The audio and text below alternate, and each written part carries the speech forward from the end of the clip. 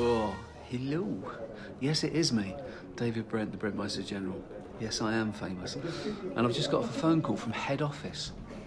And they were going, oh, David, you're such a superstar. How come you sell so much paper and the Swindon branch don't? And I go, it's because they're slugs. It's not actually, but it's because of this lot. These guys, probably click on the link down below. Yeah? So if you want to be found on the worldwide interweb thing, yeah, these guys are the people. Yeah? Give them yeah? Anyway, I told head office that it's because I'm such a great boss, yeah, and the chilled out entertainer. So, probably. Right, Dawn, get the guitar. Let's have a little sing-song.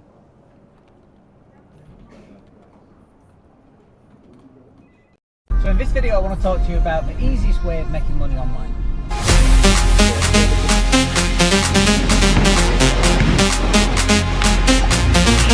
Hey Stan, so I was just looking at the numbers before we came out, and one of the things I noticed was our revenue just off sales of courses, like online courses, stuff that you create once but you sell again and again and again.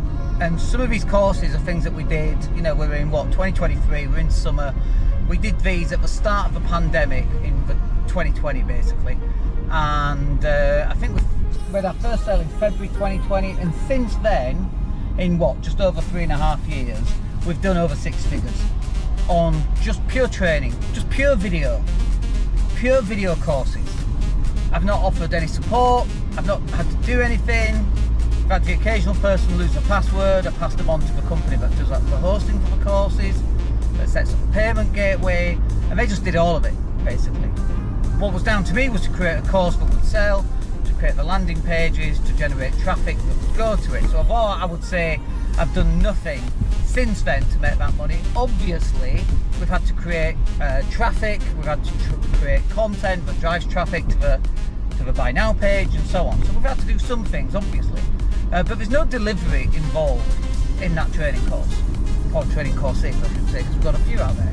And also, by the way, that 6-figure income, I'm not going to say where on the on the level of 6 figures that is, but let's just say it's low level for now. Let's just say it's low level. Let's say it's 100 grand in 3 years, doing nothing but selling training courses that I recorded once.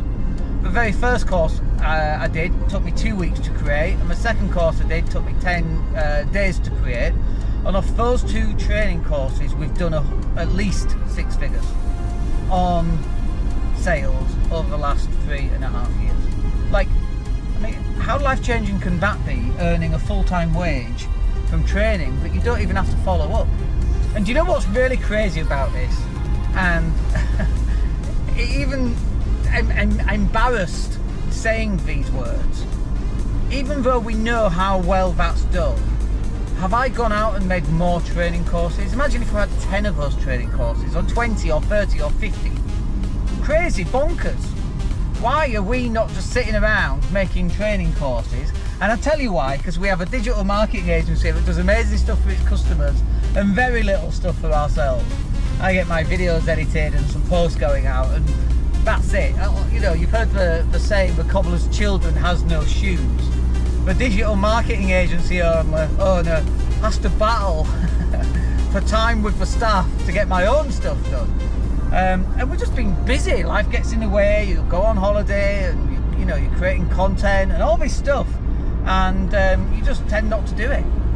So sometimes I feel like you guys, you know. But the good news is that one of those training courses is a £27 training course which shows you how to make training courses. And making training courses is the easiest way that you're going to make money online. I know people go, oh, affiliate marketing, I don't have to create a training course. The problem with affiliate marketing is that, what are you known as? If you're known as Bob the Chef, or Billy the Butcher, or Sammy the Singer, you're not known for an affiliate or an active campaign. And why would you be? But if you're Sammy the Singer and you can teach people how to go from my singing to a great singing in less than 4 weeks, that would be a great course. I would buy that course for my singing dreadful. And so you should be writing courses about stuff you know about. And the other benefit of selling your own courses, that when you do affiliate stuff, yeah, you get 10, 20%. We have our own affiliate scheme. You can sell website design and so on. 20%, that's nice. How about getting 100% of all the income from your own course sales? So when we sell a £27 product, a little bit goes off to Stripe, you know, as a payment fee. Thinkific, which is the platform that we use, that doesn't charge us anything. We pay a monthly fee for that. Like a flat rate fee, not a huge amount. But all the rest of that money is mine. Mine. It's crazy the fact that we've not created more training courses. When I say it out loud, like I say, very embarrassed about that fact. And it's not even difficult to do. It's a little bit time consuming, but from start to finish in 14 days or less, you can have your first course up, ready, being marketed, ready to be sold, and actually having sales, and there's no comeback. Like, one of the things that people worry about, I think, with training course production is that you create this course and that you feel that you're not good enough to make these courses, and then people are going to come back and ask you a load of questions. But we absolutely ram-pack our training courses with stuff. Like for £27, for example, one of the courses is property sourcing training. For 27 quid, we literally included everything we possibly could. And what happens is that the feedback that we get and the testimonials and the reviews that we get from us training courses are absolutely amazing. People just can't believe how good they are and how action packed and how rammed they are, full of useful content. People think we've skipped and it's full of fluff, and there's zero fluff in our training courses. And there should be zero fluff in your training courses as well. It should be really actionable content every step of the line. I mean, add some extra bonuses, add some extra things in there. It doesn't cost you anything extra, but to the person getting it, when you give free downloads of templates for Canva, for example, that works really, really well. And it's such a lovely thing for them to receive. So I think you've got a good opportunity here to go out and make some training courses. If you want to pick up our training course, how to, rapid course creation, how to make a training course in 14 days or less, go ahead and pick that up. It's 27 quid. It's not going to break the bank. It's not going to kill you if it's not very good. But please, when you buy it, please do it. Do the things that it tells you to do and go ahead and create your own training course, because it's going to be life-changing potentially. All right, hope that's useful. We'll catch up with you in the next video. Take care.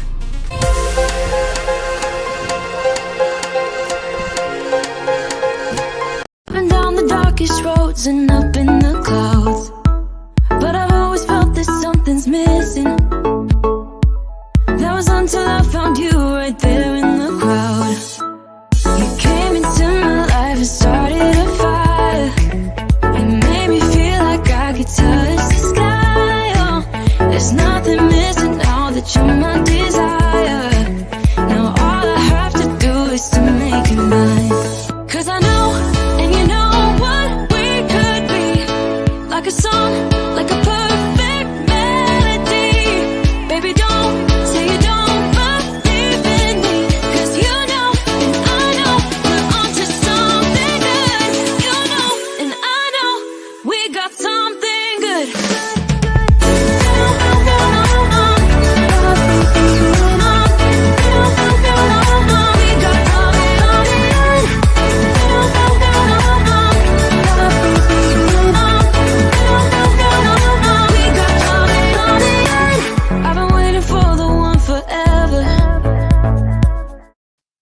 And welcome everybody, it's Dan Latto speaking. Welcome to the Mindset and Hustle show, and with me I have Johnny Jensen. Welcome Johnny, how are you doing?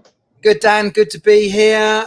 Many times we've chatted, but never live together. And I always think that our stuff is golden, and then it's like there's plenty of people who could listen into our conversation and go, that's genius. I should implement that myself. And then I'm like, you know what we need to do? We need to get Johnny on and we need to go live. We need to talk about mindset and men's mindset and women's mindset as well. But I think we need to delve more into that, because I think together we can probably come up with quite a lot of decent stuff, really. Exactly. And it's a Friday, so it's a nice way to have a a bit of a hangout to end the week. I'm sure let's reassure people that it's not all going to be serious, heavy chat. This is really about the reality of everyday life, and then hacking it or leveling up so that every moment we approach things, there's a flow to it. It goes in our favor. And too many people wander around expecting the exact worst, which is just insane. Yeah, absolutely. And I actually find these conversations really cathartic. So when I do a podcast, it's not about anybody else, just about me. I need to get this off my chest, right? And I'm like, well, if I find that useful and I feel like that, I'm sure other people must feel like that as well. 100%. By the way, everyone keeps saying 100% at the moment. I don't know why it is. 2 of my clients keep saying to me 100% is the answer to their questions. Watching I'm a Celebrity in the Jungle right now. All saying 100%. 100. I don't know who started it. I'm not even sure I quite like it. And guess what? I'm now bloody doing it 100%. Well, I can 105% guarantee I won't be doing that. So let's crack on with some men's health stuff in particular, because I think we've just, obviously it's the 1st of December. Last month was International Men's Health Day. And I'm like, is it though? And I'm quite negative about special days for special things, because I'm like, it should be International Men's Health Month every month, and it isn't, because I think we get a bad pot at being men. And I think there's this term of toxic masculinity, which I really hate, because I never hear toxic femininity. It's always men, and men who are aggressive. And it's like, well, it's not that they're toxic, it's just that they're aggressive. It's not that the guy made the wrong decision and therefore he's toxic. He's just made a bad decision at some point in his life. And I kind of don't like that terminology. I don't know what you think about that. I hate that phrase.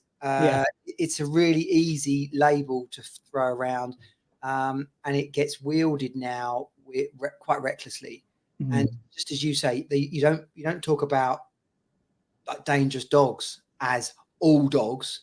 You know, you talk about these, what they called XL bullies. So you talk about that dog. Now, if someone's an arsehole, they're an arsehole. Yeah. It doesn't matter whether they've got a pair of balls or a fanny. Yeah. Like, that is a toxic person. Yeah. So when you just get a paintbrush out and go, poof, toxic masculinity, it doesn't leave any space for normal behavior or using a bit of, even the word aggression gets a bit awkward now, but being direct, being stern, taking a lead in the situation and saying, hang on a minute, no. That wasn't the plan. That wasn't, I needed you to do this and I needed you to do that. I mean, we don't want to make this all about a men's show, but, mansplaining as well. Like, I think there may have been a time for some of these phrases. Yeah. And if that was, my history and sociological sort of studies, I can't tell you decade by decade, but the historical view of man goes to work, goes out for beers with his mates on the way home, gets in, expects dinner, rubs the kid on the head, pats him off to bed, wants a shag, and if he doesn't get one, he's going to scream at his wife, go to sleep, repeat. Like that, like some point in time that may have been valid, but not today in 2023. Yeah. And when TV is movies are getting whitewashed, all gender sort of roles are getting tipped upside down. If that's that important, then the idea that certain women can go around saying you're toxic, that's mansplaining, that you couldn't do it the other way around. Like a man can't go, you're a fucking sorry, I don't know what we're doing. Sorry. You're a bitch. Like you can't just walk in here and start bossing people around. I have had some nightmare women bosses. Now I worked in marketing agencies, but I've had some amazing women bosses. I've had some amazing men bosses. I've had some complete nightmare men bosses. It's really weird to just mush it all into one tiny pot and say you lot are like this. Yeah. And it's not true at all. It's just that person is that type of person, and that's it. I do get that men can be more aggressive because that's who we are. And that's, from an evolutionary point of view, that's who we've had to be in order to go out, kill the woolly mammoth, bring it back, feed the tribe and that kind of thing. And it's like, we think about civilization. Well, how long's civilization been going? 200 years? I mean, you might say 2,000 years, and okay. But 1800s was still slavery and floggings, and so really proper civilization. And you could even say, even now, are we truly civilized with some of the stuff that you see on social media? And I don't necessarily think that we are. And yet we have these arbitrary rules that are placed upon us, but now we're supposed to act like this. And some of these rules have been placed on us in the last 6 months or the last 12 months. And this is how a man's supposed to be, and you're not supposed to do that, and you're not supposed to do this, and you're supposed to be. That's like, it's bullshit. It's complete bullshit. And it's almost like an impossible level that you're supposed to aspire to be. And a lot of men are just trying to put food on a table, be a good dad, which is difficult given certain set of circumstances. Sometimes it's not, but a lot of the time it is difficult. Be a good husband, go to work, put food on the table. That's it. That is literally the life that they aspire to be. And I think that's quite difficult in today's world, because you say something slightly wrong, or just something that's not quite PC, let's say, and then that's it. And this whole cancel culture then kicks in.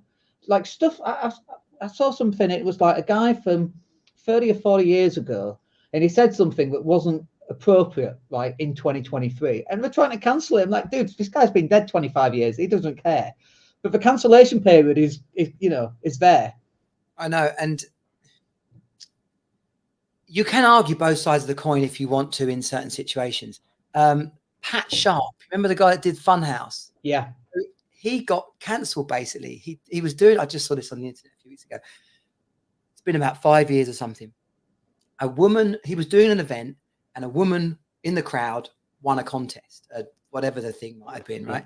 She comes up on stage and he gives her a Pat Sharp t-shirt, right? And he said, "Now you've got me on your tits," right? Which is, I still find that funny in 2023. Is that a bit inappropriate? There's a level to which some people, if the context, and the way it was delivered, yeah. And I'm not a woman, so a woman could say something very different in this same conversation. But I've also heard my girlfriend's views on this and some other women's views on this. They're of the opinion that is quite funny. Now that my girlfriend in particular and her mates would have given the banter back. Yeah. The woman who this incident had happened went on social media afterwards and talked about the mental health and the trauma and how it was the worst thing that ever happened in her life. And that, to me, is the part where we're really talking about resilience, and we're asking what the hell is going on in the world when we can't engage and interact like that without the simplest of comments suddenly destroying our whole life. Mm. And that incident, and I wasn't there. I don't know the woman, so if she's had a struggle, then every respect to her. But they were at some sort of festival, some sort of party, and if it's Pat Sharp there, it's not a bunch of kids in the. Maybe it was. I don't know. But again, there's context to it all, and context changes over time, doesn't it? Yeah. Contextualization of what happened 20, 30 years ago is vastly different to doing something similar today. Imagine the Life of Brian. I mean, there was a big uproar about Life of Brian when it was made. Blazing Saddles. Yeah. Blazing Saddles is if you want it to be, such a powerful commentary on racism and attitudes towards different people. Yeah. And it's bloody funny. It is really funny, but I think the handshake. I think the problem is, though, is for men is like, so you've got these levels to where you should be, and the levels change up and down, and then actually knowing where you should fit into those levels, because it changes, that can be quite hard. So I think that can be quite difficult for guys as they're going forward, because, like I say, if they're going to work, they're coming home, they're seeing the wife, they go out at weekends with the mates, which is, I think, a necessary requirement for all people, both sexes, or not both sexes, all genders, I should say. And I think that's important, but I think it's really hard sometimes for a guy to know where he should sit. And, I'm not supposed to say that. Certainly some terms that we used a long time ago. So, like, especially from a race point of view, for example, some of those terminologies which were deemed okay. I mean, I must admit, though, you can go to extremes. You look at Jim Davidson, and I'm like, when was he ever funny? As I look back at his stuff, but maybe my context has changed compared to what he was doing 30, 40 years ago.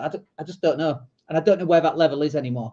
I think there's a level of self-awareness that has to be adopted by all of us. And the stuff that went on with the cricket players and, you know, is jokes about alcohol to a Muslim person, is that funny? And is there any space for that person to sit there and laugh and be involved in it? And do they have to just smile and like, oh, that's really funny? Actually, inside they're deeply offended. And, you know, there's a level of self-awareness, even cultural awareness, that we all have to adopt.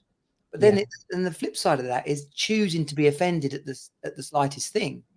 And I think that some men have been guilty of a lack of self-awareness and a lack of cultural awareness. Yeah. And that has created this situation that we're in.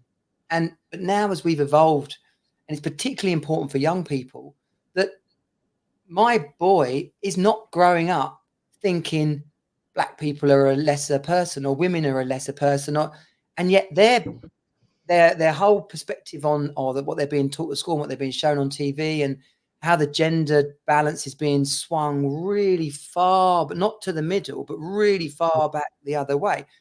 They don't have the historical context. So they're young boys growing up really confused about what they're being told, because inside themselves, they're man. Yeah. Outside of whatever gender people choose to be and all that sort of stuff. But in the main, this is also very important, we've got to talk to the majority of people and not just always the minorities, which minority groups would say, hang on a minute, that's a bit flipping ironic. Yeah. But this is a reference to my boy in school saying to me, why don't they talk to us about stuff that's relevant to me? Why do I keep getting told about gay people and LGBTQ and what I can and can't do to women? There's no lesson that says, do you know what? Being a man is like this. You're going to have feelings like this. You're going to be attracted to this. You're going to see a woman in a bikini and you're going to be like, whoa.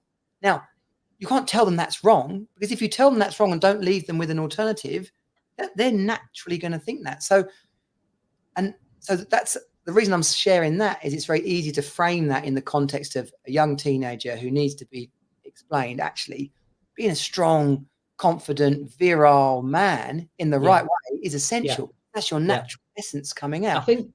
I think does that also depend on parenting to some extent? Because I was having a conversation with someone just last week, and he looks after his son, and we're having this conversation around masculine and feminine energy, and he's quite a masculine guy, and therefore his son is also a masculine guy. And I said to the guy, I'm like, are you dating? And he's like, no, I'm not dating. And he's a straight guy. So I'm like, okay, so you need to really introduce a feminine energy, not only to his life, but also to his son's life, so that he can get some kind of balance. And I think that means the kids about 12 or 13, that would enable them to be more well-rounded. And what you said is resonant for me as well. A strong, virile guy. Like, you know, if you said, Dan, could you kill someone? I'd be like, yeah, of course I could. If my family's life depended on it, easy, right? I've got that capacity. I'm 100% sure of it. I have that capacity. But because I choose not to go around murdering people, that's a choice. That's much better than being in a position where I haven't got that capability. And we all should be able to defend ourselves. We all should be strong, powerful guys. But we also choose not to utilize that, because we've got a better method of, you know, we negotiate our way out of a fight or out of trouble, or, you know, if we get into predicaments and so on. And I think that's vitally important. But I think what society is telling people, men today, is no, you shouldn't be aggressive. You shouldn't have that capacity. And I'm like, of course you should. We're still cavemen, just with clothes on, really, you know. And these artificial structures which change every decade or so as to who we should be and how we should behave. And I agree that as we move forward, our behavior can improve, and it should improve, but we should still have that capacity to be a threat if need, you know, the need arises. Yeah. And I'm very well read on this subject. I'm not pretending to be an expert, but you know, in my coaching work with men, it's important that I'm aware of this. So I've now read, I've got like 160 odd books in my Audible, so listened to. Nice. And that's over 10 years, like I did it last week. But starting to understand, No More Mr. Nice Guy is a wonderful book about how men behave in relationships, and how when we give too much and do too much, and we're all there for the people in our life, in particular the partner, the woman in our life, she loses a sense of respect and attraction. Yeah. Because they need to see us. This is say they and need to. Okay, you can do what you like and don't. But if we go back to that primate kind of animal instinct, a woman wants a strong man that's going to protect her and her children. That is the essence. Again, I'm taking this from books I've read. And so in a relationship, if a man keeps giving and doing too much and always being there and trying to fix and trying to, can I do anything? And the expectation probably is that it's going to make their life happier, that they're going to get some sex. Actually, the attraction starts to wane from that relationship, because there is no animal instinct. There's no and competition anxiety about the idea that, oh, if I don't keep this man, he's going to go off somewhere else. So Yeah. there has to be an awareness of all these things, and to simply throw history out the way, or to throw studies out the window is very damaging to the world we live in. An interesting point about all this, though, is self-awareness, and we touched on this before we went live, and we're on the Mindset and Hustle show. People being really tuned in to who they are, their strengths, their weaknesses, what they like doing, also values, really important. This goes for both men and women. If you're going through life being pulled in different directions, and those directions aren't congruent with where you see yourself headed and the life you see yourself creating and the values you see yourself honoring, then it's like getting slapped in the face with a wet fish, Monty Python style, you know? Like, there's only so many times before you're like, why'd you keep hitting me with that thing? But we don't say it like that, because we just get up and experience this life that we've wandered into without realizing. And a huge part of confidence and mindset and being driven in the work that we do, being driven in our relationships, is always being grounded in, was this the plan that I had? Is it part of who I am? Like, when I look at myself in the mirror, am I buzzed about what I'm doing and who I'm being? And it's not just the damage of not doing that. So many people are so busy that they've got no idea. They might not even ever have sat down and thought about it. Yeah. And I'm sure when you're coaching people in the business, you ask them similar questions. Well, I'm always like, well, who do you want to be, first of all? Because, like you say, most people actually don't know. They've never actually sat down and wrote down what they want to be, and they think that life happens to them, and they are just the way they are because life's happened to them. And so we call that living in effect, whereas I always try and live at cause, sometimes successful, sometimes not, but I choose how I want my life to look, and how I want to feel on a daily basis. So then, knowing how I want that to look and feel and sound and taste and smell and how I want that to look, then I can go put those things in place so that I actually get that. And I think that on the journey through adolescence to in your 20s, 30s, 40s and 50s, I mean, maybe it's a 50s thing. Now I'm 50, 51. I'm like, I totally know who I am, who I want to be, and it's easier for me to change my life and to be more like that. Whereas when you're 20, 30 and 40, maybe not 40 as much, but 20 and 30s, you think that everyone else has got the answers. So you try and be like everybody else, only to realize when you turn 50, shit, no one's got the bloody answers. You have to make up your own answers for how you want your life to look. And I think that's really difficult for a lot of guys. Yeah. But the knowledge is out there. Yeah, it is. Funny though, I said to my dad, he said to me, my dad and I talk quite a bit now. And he how old's your dad? He's 80. Okay. I'm 49. Right. So he's always been a maverick. He's 100 mile an hour, makes magic happen. He's been loaded. He's been utterly skinned and plenty of time in the middle. And I'm losing track of what I was saying. So he said to me, I'm just not sure you're having enough fun, son. And like, that is his sort of baseline, his barometer of where his life is at. And look back on that. Like, so that's one of his core values. It's like, doesn't matter whether I've got loads of money or not got loads of money. I'm always going to be having people around for dinner, and we're always going to be having a good time. So he gets to be constant no matter what the circumstances are. When you can be like that, and if you take a bit of a matrix kind of step out of the up to coal face, the tightness of your life, We're on this planet 80 years, 90 years. It's naturally going to go up and down. So if you can be constant all the way through, this is what I do. Is having fun. Are we helping other people? Like, are we doing stuff? Then the likelihood is that, if you have a tough one, you're probably going to have a good one.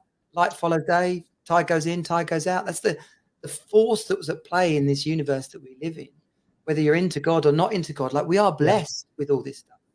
I think there's a tendency, though, like a self-worthiness tendency, which sounds like this.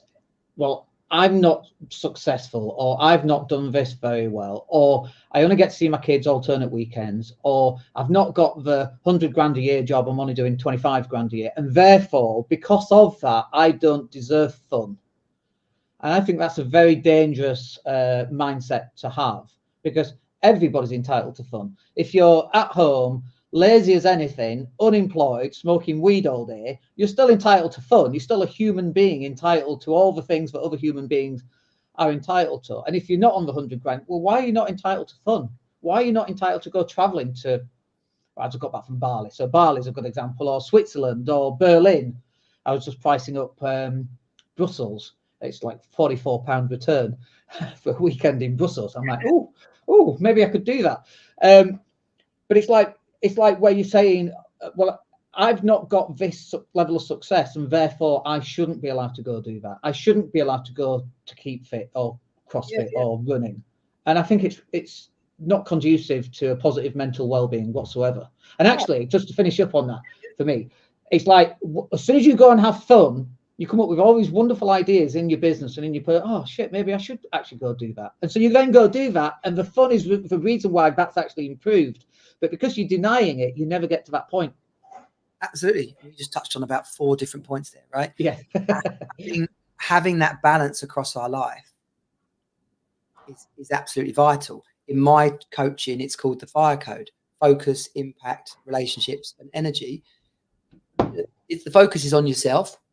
The impact is business, money, and community. The relationships, wife, partner, children, family, friend, mentors, and network, like the Diamond Alliance, not being a lone wolf. And then the energy part, fun, adventure, and peace. Now, if anybody's listening to this, you can rewind a little bit and write that out. But if you've got, I don't know, like the old graphic equalizers on your old stereo, if you banged up the treble on one end and dropped the bass at the other one right down to the bottom, it would sound crap. And that's a really literal random example. But when things are out askew like that, it doesn't sound right. And if we're not having enough fun in our life, or if we're not putting quality time into our children, or if we're spending too much time in work or not enough time in work, like if there's not a level across the board where you're saying, this machine called me needs all these things to be working in order for me to hit the high performance and to hit the lifestyle and hit the fulfillment that I desire. And so the secrets of success aren't really that secret. When you flip open the bonnet of someone's life and say, well, look what you're doing. Like, your relationship is screwed, which is making you stressed out when you're at work, which means when you get home, you haven't really got the mindset to be your kids. And there's no way you're getting up and going to the gym. And by the way, you're stressed out, not having any sex, and sleeping bad. So that's kind of dramatic, but anyone listening, they'll be able to say, oh, actually, I had a couple of those.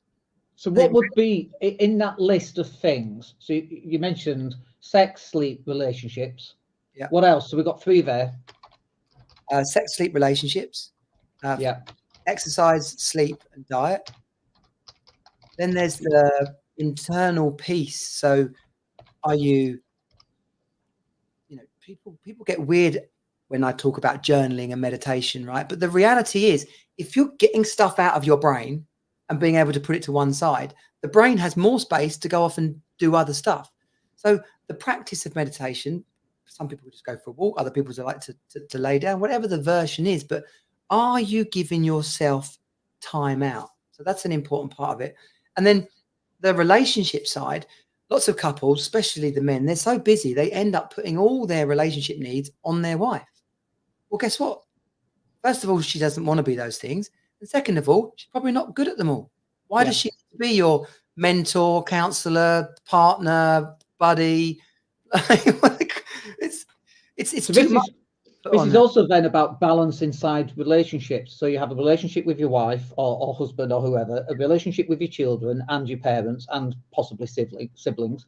Then you've got, like, you know, a group of guys, drinking buddies, Friday night, 6 till 8 down at the pub. And then you might have coffee with someone.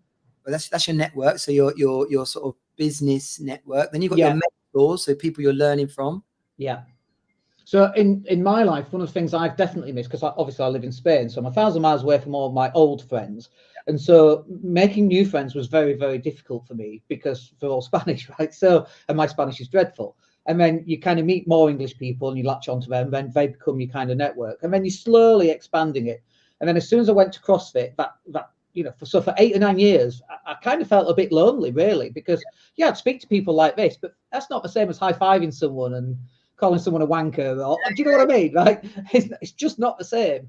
Or eating cheesecake and having a second helping, you know, because why not? It's Friday morning, which I did last week. And don't tell the wife. So, but that was missing. And as soon as I go to CrossFit, you then have all these relationships now coming in of people, different genders, different ages, different experiences, different locations, people from overseas, Poland and Spain and wherever else.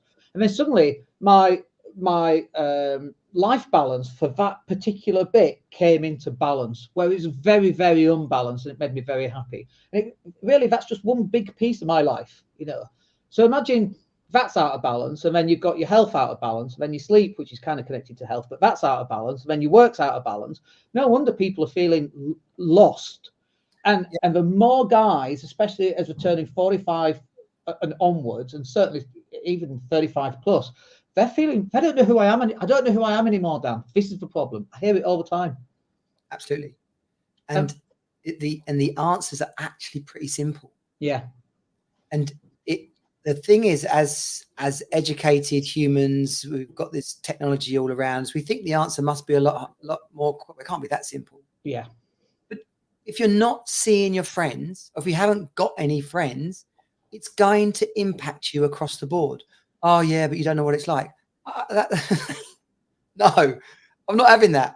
Like, if you live on Antarctica and there's only 8 of you in a flipping hut for 6 months, you know, you'll be forced to have fun, or you're going to have a really, really bad time. Yeah. And yet people live in a city. I was chatting to a guy the other week, lives in Brighton, and he's trying to explain to me how he's lonely. And I'm saying, I'm not going to dismiss your experience of being lonely, but I am going to challenge you on what you're doing about it. Yeah. Oh, I've tried that. I was like, either you're showing up as the wrong person in those environments, like expecting to have a best mate by the end of half an hour, or you just haven't been to enough of them. Mm. So, or even you haven't yet got the social skills to make a connection. And then it's like, well, what books have you read on learning social skills? What YouTube videos what training have you been on? And it's just, I said something last week in a podcast interview, and it was, once you strip away all the excuses, all you've got left is the action. That's it. Absolutely. So strip away all that 100%. 100%, absolutely. 199.9%. So Wayne Dyer's books. Wayne Dyer, I love Wayne Dyer, right? Excuses Be Gone. Brilliant book. And it's just, the title says it all, but it's like, excuses be gone. If you took that excuse out the way, what would you be left with? Yeah. And we have to challenge ourselves in those ways. Personal development, personal growth, self-awareness.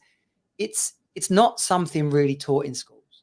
Going back to that point, it's not something that all men will actually naturally gravitate towards. I said to a guy the other day about meditation. He said, "Oh no, I'm really into that." I said, "So what? You never take time for just yourself to chill out and like gather your thoughts?" He said, "Oh no, I quite often go for a 10-minute lie down." He's labelled it as woo woo. Okay, that one we're sticking with. And this idea that, you know, personal growth and self-awareness is something that's not for me. If you don't tune the machine, if you don't evolve, if you don't look at it and go, well, what is the missing link here? You might have been thinking to yourself, well, I'm obviously just a shit northern bloke, right? It wasn't, or I shouldn't have come from Spain. No, you just hadn't gone and found a tribe that literally you open the door, the music was on, there was a bunch of people working out and having a laugh and taking the piss out of each other, and just boom, you were straight in. And that's what everybody has to find.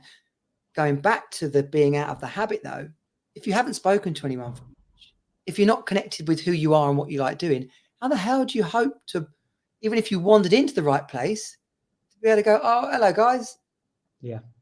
And be self-aware enough to say, actually, I've been on a bit of a downer for the last 8 months. I'm probably a bit out of practice of chatting. I need to see this through. How many other like touch points have I got here? Oh, I like keeping fit. I want to do it with a group of people. I want to do it where there's some music on.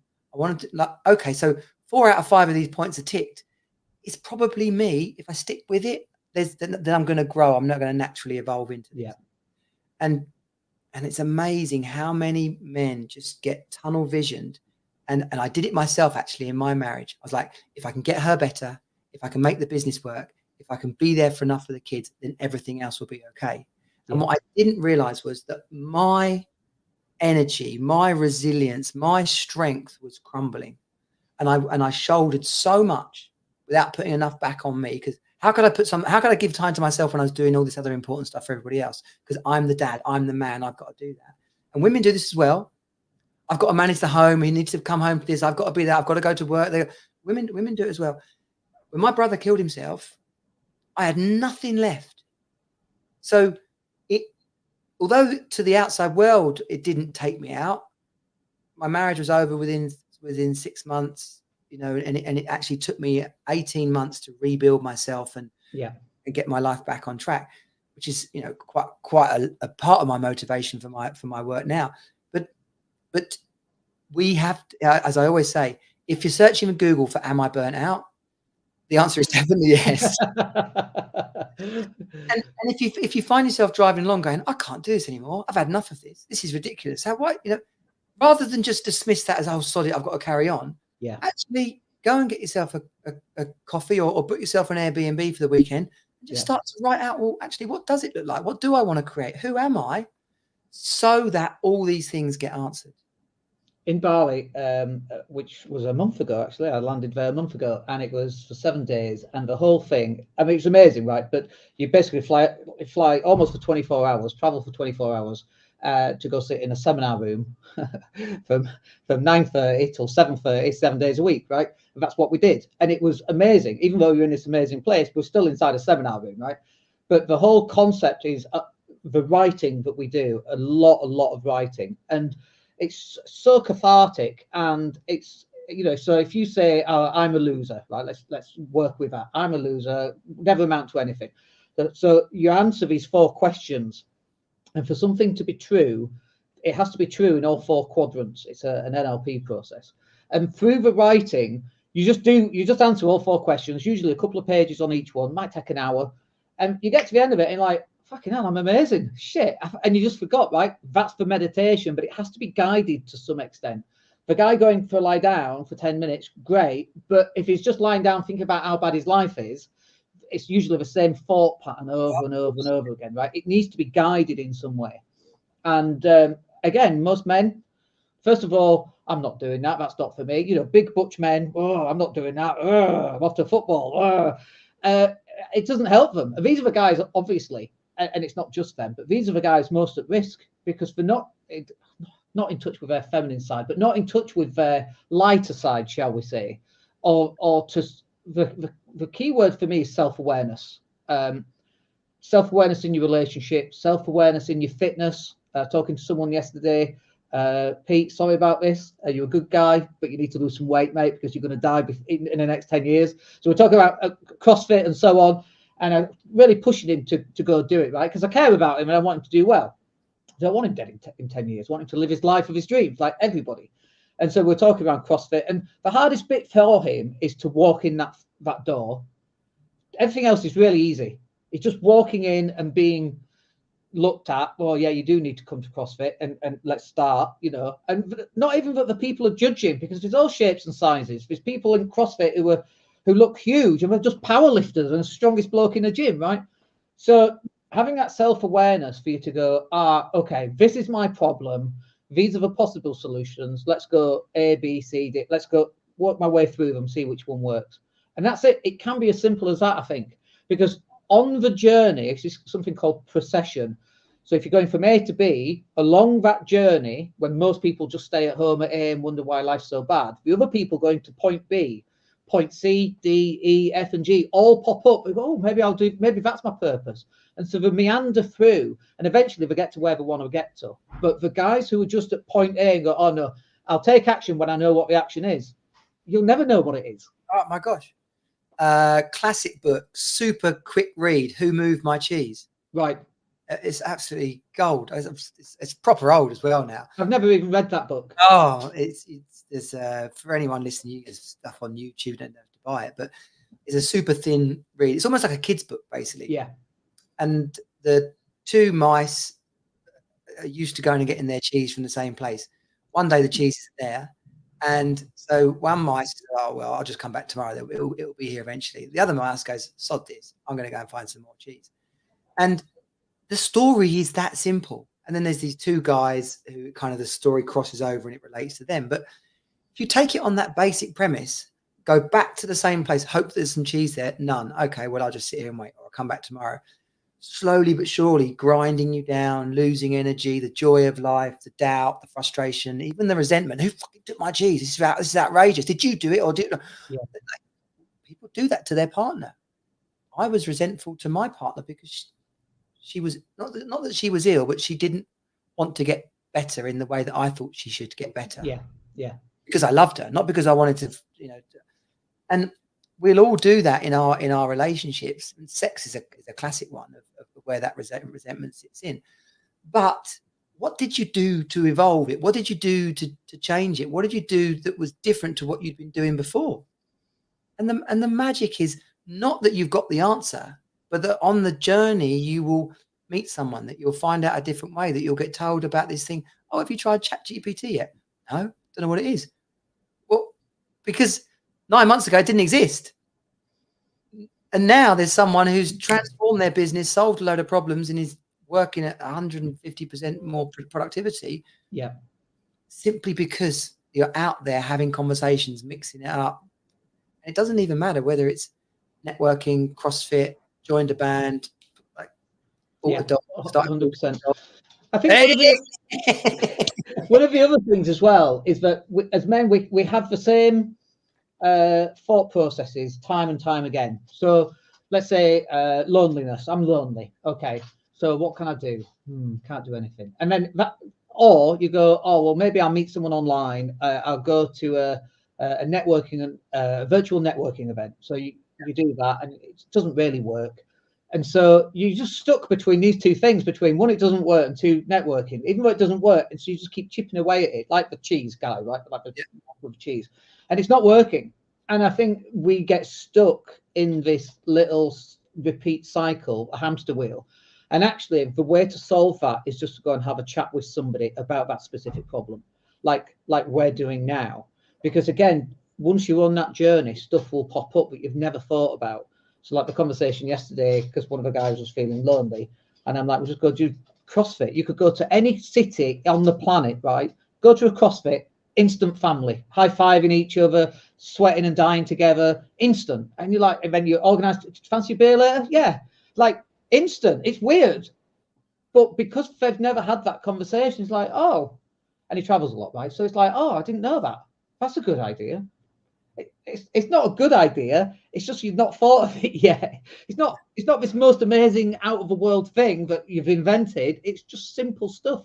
But we're not very good at doing the simple stuff because we're having the same thought patterns again and again and again. And so we need someone external, like yourself or whoever, right? And I'm sure you find that with your clients when you bring a client on board of having the same thoughts. It's awful. It's debilitating, going round and round in circles. How am I going to fix this? How am I going to fix this? How am I going to fix it? How am I going to fix this? And there's no break in the chain when it's just that day-to-day cycle of looking at everybody else around you, wondering how you're going to fix the problem. You've got to stop and take stock with you. Yeah. It's weird that it's not more common language, common conversation in the world that start with yourself. It's almost like it's selfish. It's almost like, oh well, I got to look after everyone else first. So what kind of a person am I if I don't look after all them first? But in times gone by, that had to be the case. They had to go out to hunt. They had to go out to work. They had to look. They had to be doing what they did, and then they came back, and everything they were expecting it to be given to them. So of course, as we said before, things have changed in that regard. When you're not, when your role was that clear, there wasn't any doubt about, oh, what am I doing? What am I doing? Yeah. So now we have to create it. You know, one of the things on the fire code in terms of the tracker is community. And people, nearly every person that starts working, they score themselves really low there. And it's like, I haven't got time for that. What would be the point? What's the value? You know, it doesn't mean you've got to go and start a charity, but there's a level to which, how many of your neighbors do you say hello to, or how many of your neighbors do you know? Is there an old guy that you look out for? My next door neighbor's bonkers. He's 91 years old. He's so lonely, and bless him. I've tried to take him to, literally this whole conversation today is my experience with him. Take him to a coffee morning. He doesn't like it. Take him somewhere else. Doesn't like it. And he's 91. He says, I just want to die. And I'm like, dude, you're the fittest 91-year-old I've ever met. you ain't going nowhere. So you've got to make you've got to make a change there and do something different, step up in a new way, because he's so out of the habit of doing all this stuff that he can't actually face doing it. And that's quite extreme because he's 91 years old. But have you frozen, Dan? Have you frozen? I think you have frozen, yeah. I'm going to carry on talking. Yeah, so community is just giving back a bit. But people, because they haven't looked at it, they're not aware of what they are actually doing or not doing. So if you're helping out your kids' football team, if you're volunteering at a school sports day or something like that, where you're even just helping clear up afterwards, if you're chatting to your neighbour and taking him for a coffee, we're so detuned from these important criteria of what makes a good life, what makes a successful life, but not what makes a fulfilled life. It's doing these things. And a conversation like we're having today, and like I hope we're going to have over the weeks that we carry on doing this, is making people aware of what they're either not doing or that they're doing, but they're not giving any credit or credence to. Yeah. And that's one of the magic things about tracking stuff, tracking your results, tracking what you're focused on in life. Yeah. You realize, oh, okay, I did do that 3 times this week. Or he said, try not to drink so much, because I didn't realize I was drinking nearly a bottle of wine a day, which sounds bonkers. But when you get home, have a large glass, sit down and have dinner, have another glass and a half, and you think, well, I might as well have finish it off because it's before I go to bed. This guy was drinking nearly a bottle of wine at night. And so just by tracking it, we became aware of it. And so we replaced it with, go out and buy a load of sparkling water. So to make it more of his default is choose sparkling water, choose something different. And so many of us have to make that choice. So many of us have to make the choice of, I didn't realize I was doing that. I didn't realize it might be causing that. And I didn't think about what I could do different. Yeah. And it's magic when it happens. We seem to be having a few problems on, I don't know if it's coming out your end, but on the Wi-Fi, we've dropped a couple of times there. I've carried on talking in the anticipation it wasn't me, and that if someone was either watching or listening, there wouldn't be a break in the conversation. So. Well, we're still live anyway, so hopefully it'll get recorded. I was watching the podcast. Tick by. I was thinking, okay, Dad's still frozen here, so I'm just going to talk. What's interesting is, the guy with the coffee, is that a lot of people would put such little value on just going out for a coffee. And it's like, well, why is that less valuable than sitting on a beach and watching a sunset? They both actually have value. One is with another person, one might be with just you and your dog, right? And it could be whichever way, but both of those have value. And I think that we have this expectation because of social media that we should be scuba diving and cliff jumping and... So I'm just going to search up a book. Carry on talking. Yeah, and I think that actually has a negative effect for most people because we're looking at other people's lives and literally we're looking at highlights. So me being in Bali, swimming in the pool, which was an infinity pool, looks amazing. And don't get me wrong, it was, but I only did it once in the whole 7 days that I was there. And that's a highlight of Dan's life. Yeah, it was definitely a highlight of November. I'm thinking, what else was interesting in November did I do? Kind of struggling. I'm sure we did do things, but it's like, that's a highlight. And just going for coffee. We've got a beachfront cafe. I go for coffee and I go for cheesecake every Friday morning usually now. And it's like, that's a massive highlight for me. And it's a wonderful, and I really, really appreciate going for those little things. And anyone could go buy a cheesecake and have a coffee. Anybody. There's nothing special about that, but that's not the point. The point is, for me, that's just what I needed. Absolutely. And so I don't know why we deny ourselves these things. No, like fun. Peak Performance, Brad Stolberg, Steve Magnus, right? They interviewed loads of high performance people in business and sport and everything. And then they blend the book with stats and info from it. And going outside, right? Going outside and observing nature, walking in the park, right? It was proven to enhance your mood by like whatever percentage it was. Yeah. The interesting thing is they put in the middle a group of people who didn't go outside but watched videos during lunch of outdoor scenery. And then obviously the third group was the people who didn't do it at all. The people that were watching the videos of beautiful outdoor scenery were getting almost as much uptick in performance as the people that were actually going and doing the walk. So, I call it's one of my trackers for the week. It's on the High Value Man lifestyle tracker. Is reward and make time for yourself. Yeah. So at the end of all these things that they've got to do, keep fit, drink water, go to bed, go on a date night, sex with a partner, look after your kids, like have fun with your friends. It says at the bottom, did you reward and make time for yourself? Yeah. So grabbing that coffee and jumping in the car. Yeah. If you haven't, now sometimes that might be necessary, right?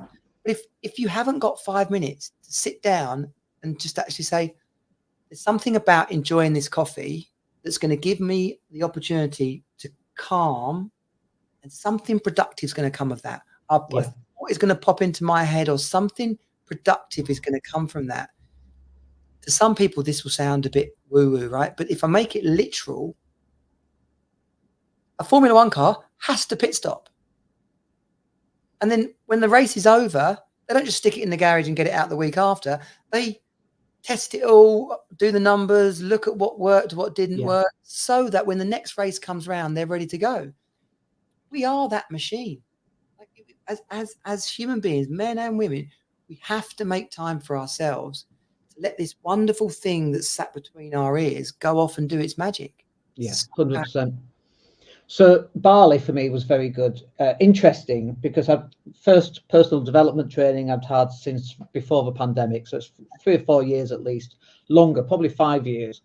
And I always see myself as being the Formula One car. And then these events for me are the top-ups, the servicing, the good quality fuel going in. And when I don't have them over a period of time, I can feel the car, i.e. me, chugging a little bit, losing purpose, not being as efficient.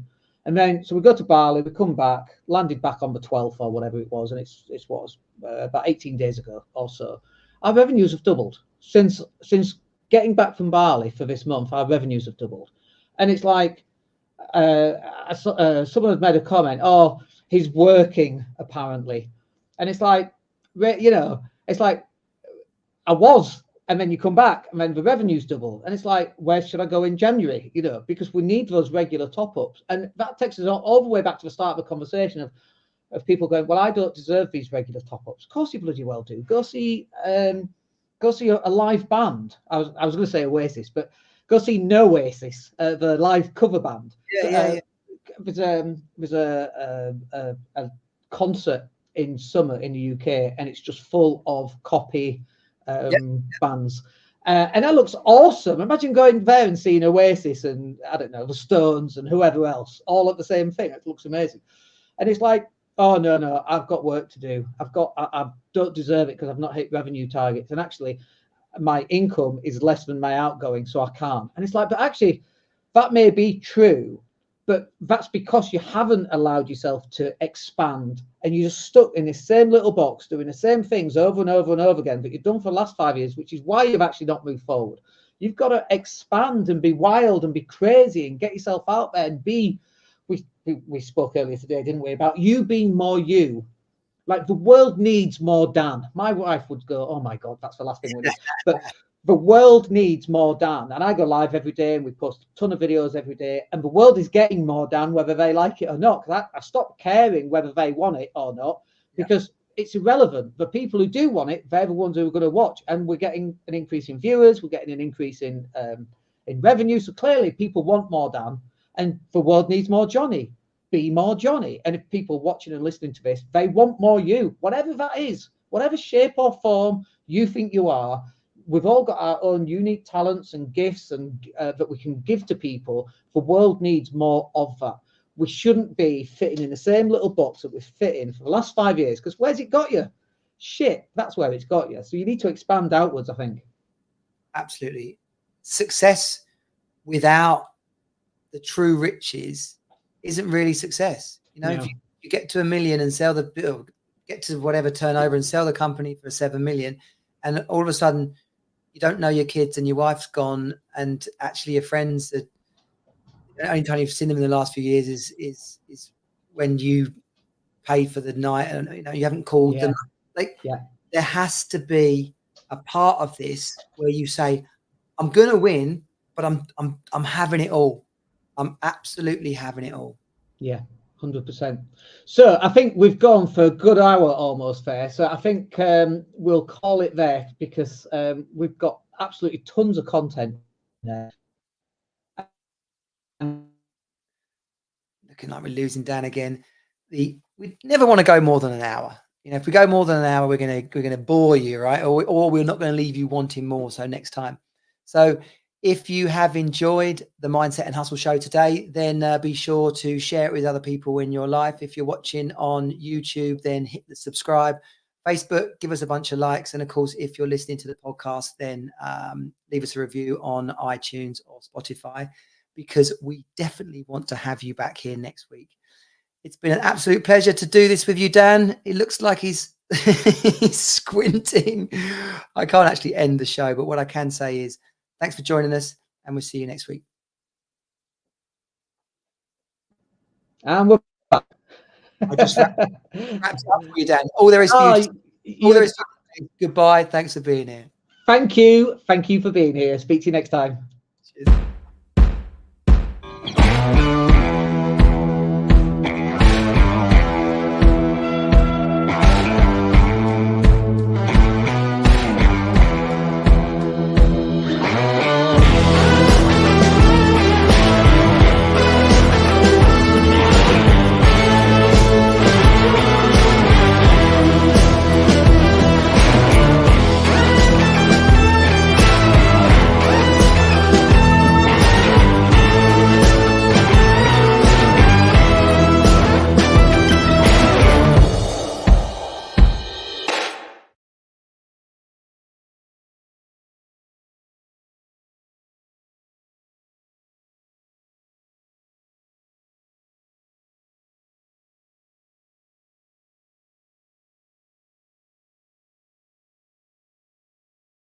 Cheers.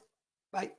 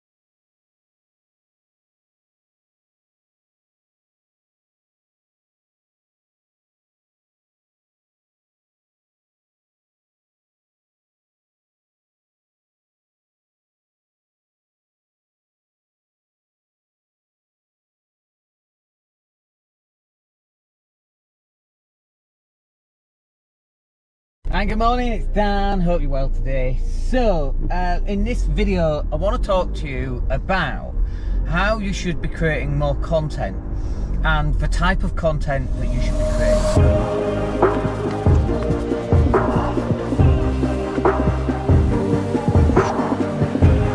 So, in the olden days, which was like at least a year ago, maybe 2 years ago, the content that you would be creating was a lot of long form content, a lot of long form podcasts, a lot of long form YouTube videos, and just normal videos, right? So that was fine, it worked for a bit, and then increasingly so, and I'm sure you find this as well, your attention span is probably dreadful.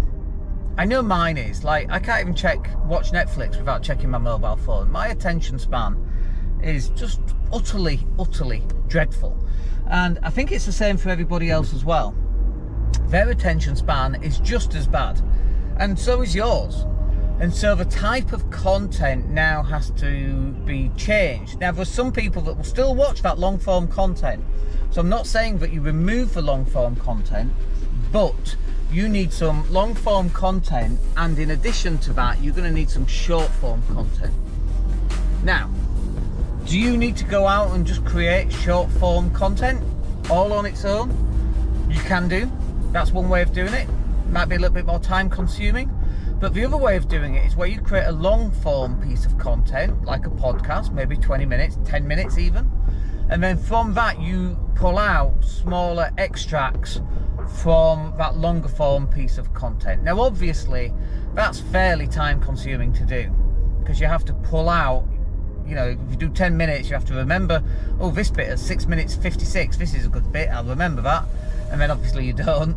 So you have to rewatch your content and pull it out. So actually, which one is quicker? And I don't really have an answer for that. It just depends on what systems you've got in place and what you're more comfortable doing. I know, for example, Russell Brunson, he just wrote 60 shorts, 60 headlines for his YouTube shorts, and then he recorded all 60. It took him a day. For me, that would take like 60 minutes, 1 minute each, you know, bang, bang, bang, bang, bang. And I think that's really a better way of doing it, is not spending a huge amount of time creating these 60 shorts or 30 shorts. You know, 30 shorts is one a day. You produce them in the morning, and then you schedule them in the afternoon to go out one a day for the next 30 days. That's a really nice way of doing it. And actually, we're usually a couple of days ahead on our content, and we were shipping out a lot of content right now anyway. And we're trying to get ahead. We're trying to get so we're like a week ahead. And also, some of the content that we put out is dependent on what's going on in the marketplace. So for example, we might put out a piece of content that's talking about Bank of England base rates that's just changed this morning. Well, we can't schedule that in 2 weeks' time because it's now out of date. We scheduled a piece of content this morning which talked about Shopify, how they've now added a thing on their meetings, so you can now allocate, you can now work out how much each meeting has actually cost. Nice bit of kit, nice bit of software. But we couldn't release that in 2 weeks because that would be out of date as well. So we get that bit of information, we write an article about it, and then we ship it out, and that goes out the next morning. It's gone out this morning, we wrote the article yesterday. So you've got to work out what sort of content is evergreen as such. And by the way, evergreen, two things. One is it means you can reutilize that content in a year, 5 years, because it's not dependent on the time. And second of all, when you're creating evergreen content, it means that you can reuse it again in another year's time. So you can reuse it today, you can reuse it in 6 months, and you can reuse it in a year's time as well. And having a combination of evergreen type of content plus latest news type of content, all of that stuff will work really well for you. So with your content then, you need evergreen content, you need newsworthy content, you need long form podcasts and videos. So you do a long form video, you pull out the podcast, and then from that, the next type of content that you need would be the shorts, where you're pulling out the shorts. And all of that has to get scheduled. It sounds like it's an awful lot of work. And do you know why that is? Because it's an awful lot of work, which is why we come in and we do that for all our clients. That's basically what we do. We're an outsourced marketing team, an outsourced marketing department, and we come up with new ideas, we help you implement them, and then we schedule them and publish them for you. That's how it should work. Instead of you having to do all of this. Now, do you think it's not worth it? Well, it depends on how much you value your business. You know, we've had these conversations quite a bit, haven't we? Where we're like, you either do this and you get seen and you get noticed and you close business and you drive more traffic and you make more money, or you don't. Like, how else are you going to get your head above to get seen? You're not. So your business is going to basically fail because your competitors are doing this stuff. Even if you're not, your customers are seeing your competitors do this stuff. Guess where your customers are going to end up going? It's like a do or die in your business. If you don't do this, your business is going to die. No question about it. This is what business looks like in 2023 onwards. Gone are the days where you place an advert in the yellow pages. Long gone. I don't think that's coming back anytime soon. Content is where it's going to be. And if you're not on that bandwagon, your business is going to fail.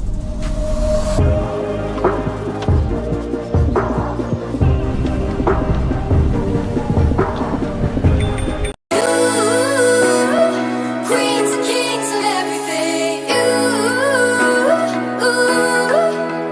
On you. Queens and kings of everything.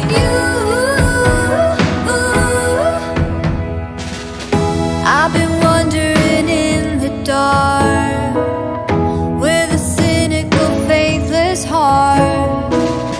I've been watching the kings and queens caught up in careless dreams. Oh, and you turned up. Somebody turned my luck. I'll give love to the world. I stay true to my word. We be queens and kings of everything.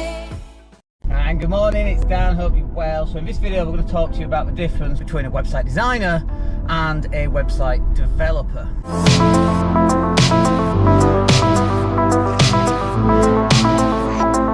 And good morning, hope you're well. So what is the difference between a developer and a designer? And they're kind of similar because they both create websites, but there's some very important differences that you really need to be aware of if you're chasing a new website. And the main difference really for me is that when you get a web designer, really getting a marketer. Like us, we're web designers, we're marketers, we're a web design agency. We know how to market, we understand landing pages and we understand funnels and we understand customer intention and psychology and all of that good stuff that goes behind the persuasion of making somebody buy and sending somebody through a marketing funnel that hopefully ends up with a sale at the end. A developer, however, is usually like a programmer of some kind. They love programming, they love HTML. We don't care about HTML. I don't care about HTML. I don't give a damn about HTML. I can say it. HTML. Does it look good? Does it take the customer along the customer journey? Does it end up in a sale? That's it. That's all I'm interested in. That's all you should be interested in as well. And then, you know, you get the designers and they say things like, oh, well, no, you don't want to use WordPress. WordPress is no good. You want to hand code everything. The problem with hand coding everything is that if you fall out with that web developer or programmer, or they decide not to do that job anymore, or they pass, you know, they die or whatever, you're screwed. Your website is literally screwed. The number of websites that we have to take on, they have to be completely redesigned because the guy that originally did it no longer exists in one form or another. And now we have to get this bloody website, which is a mess, like a dog food mess of a website. It now has to be completely redone because this programmer who thought they were an extra special programmer with all these fancy things that nobody else understands except them because they're fancy and they're the best programmer on the planet. No one cares about that. You're actually causing yourself as a business owner a massive problem. Get your website on WordPress. That's it. Get it on WordPress. Anybody then can come and edit it. They can add things to it like plugins, they can remove plugins, they can edit copy. It's a nightmare if not. Because the programmer or the developer will go, oh no, you have to do this for speed. Website's perfectly fine. God knows what percentage of websites are WordPress, but certainly a very, very high percentage. No one cares, right? Unless your website is some enormous website like Rightmove or something like that. I mean, one of the websites we've just taken on, they spent tens of thousands of pounds on developers and coders to make that website work, right? And then it was full of problems, just continually having problems. So in the end, they turned it off. They came over to us. We created a website. We used 2 very specialised plugins to replicate what they were doing, and we created the website very, very quickly, and it was up and running. And their maintenance cost went down from like 1,500, £2,000 a month to hardly anything every month. It's literally just 15 quid a month for hosting. That's literally where they are with their maintenance cost right now. Massive, massive difference. Stop trying to be fancy. You don't need the fancy developers or programmers. You just want a website that will drive traffic to it, but when traffic lands on it, you can help you take your potential customer for a website journey and help you close that little bit of business. You don't need anything too complicated. Anyway, we are at CrossFit. Hope that's useful for you, and we'll catch up with you in the next video. Take care.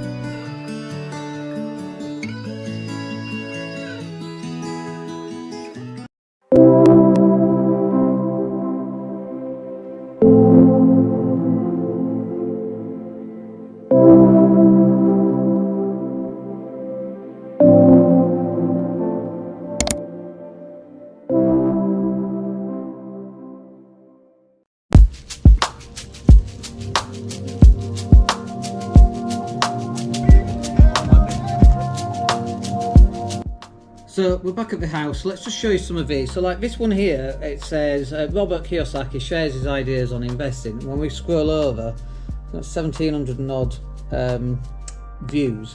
Whereas the next one, which is me uncovering the most common mistakes in sales calls, only got 39. And then the next one, which was never take advice from a millionaire, got almost 2,000. And then another one with Gary V got 1,700. And then you can see which ones are mine, because there's not that many views. And yet when you look at some of the more popular ones, because Gary Vee and people like Grant Cardone have already got their awareness out there. And then if you look at this one, property sourcing training and a free marketing review, both of those are obviously very sales kind of conversations, aren't they? Look at that, 0 and 0. That's what YouTube thinks of those videos. You can't do salesy videos. So any adverts that you're going to be running on shorts needs to be not a sales type video. I mean, that's amazing, isn't it? When you think about that, you know, obviously we're just testing this, and we test this for our clients as well, because everything that we learn for ourselves, we then pass on to our clients and we implement for our clients. But this is a very complicated, a very long road to go down to actually start working out how stuff actually works. But it's fairly interesting, and hopefully you'll find it interesting too.